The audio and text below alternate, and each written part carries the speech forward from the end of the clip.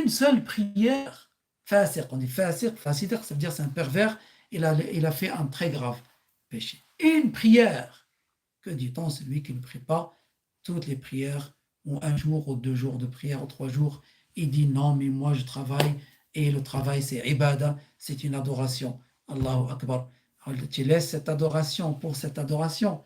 Non, il ne faut pas laisser la prière pour le travail et pour quoi que ce soit dans cette vie, ça ne vaut pas la peine. Allah Ta'ala dit وَمَا خَلَقْتُ الْجِنَّ وَالْإِنسَ إِلَّا لِيَعْبُدُونَ, qui signifie je n'ai créé les êtres humains et les djinns que pour leur ordonner de m'adorer.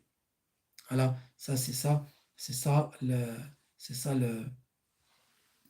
la crainte de Allah Tabaraka wa Ta'ala, ça amène vers l'amélioration. On rajoute sur ça encore le fait d'assister aux séances de religion, des cours de religion. Parce que, comme maintenant, on est en train de parler, on discute des choses, ainsi de suite, certainement ça aura, à la fin, Inch'Allah Ta'ala, espérons, ça aura un effet dans le cœur. Rien que de dire, il y a le paradis, il y a l'enfer. L'enfer a un feu qui brûle tout, même les pierres.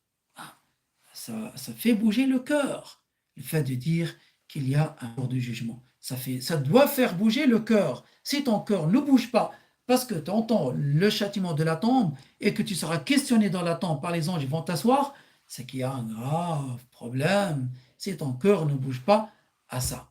Il y a des gens, quand ils entendent ces choses-là, ils pleurent, ils sont dans un état. Pourquoi? Parce que ça leur a fait bouger le cœur. Omar ibn Abd al-Aziz, le 5e calife de Guidé, il réunissait les savants et il parlait de la mort. Il parlait de la mort. On se rappelait, c'est une vérité. On ne peut pas l'ignorer et l'oublier. Je veux vivre ma vie. Non. Si tu veux oublier l'au-delà et la mort, c'est une grande stupidité. Grande stupidité. Alors, il se rappelait de la mort et il a dit, celui qui porte, il a dit, et il commençait à pleurer. Il commençait à pleurer comme s'il y avait un mort entre leurs mains.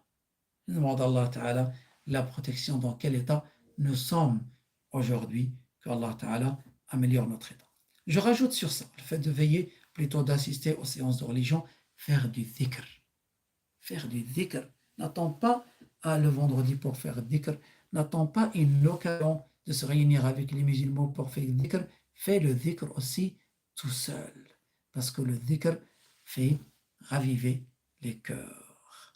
Il a dit, le prophète sallallahu alayhi wa sallam, l'exemple, ce qui est dans le sens, l'exemple de la personne qui évoque le nom de Dieu et la personne qui n'évoque pas le nom de Dieu, c'est à l'exemple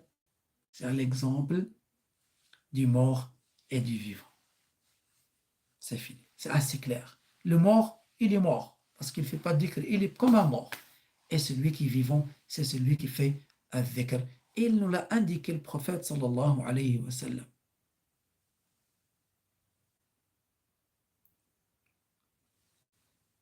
Si on l'a dit sallallahu alayhi wa sallam, ce qui est dans le sens, les cœurs rouillent comme le fer rouille. Le fer, il rouille quand il y a l'humidité, ainsi de suite. Le fer, il rouille. Alors il a dit, le cœur rouille comme le fer. Et le fait d'enlever cette rouille, la rouille, c'est par al-istighfar.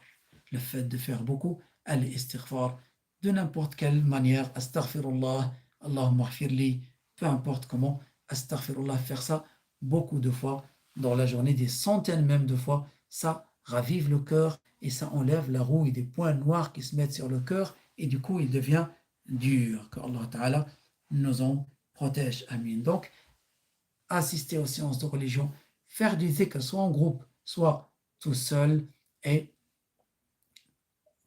suivre les 5 conseils que j'ai dit tout à l'heure.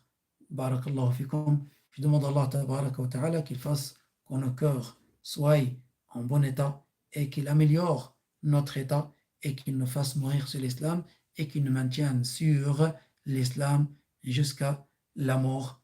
Amin.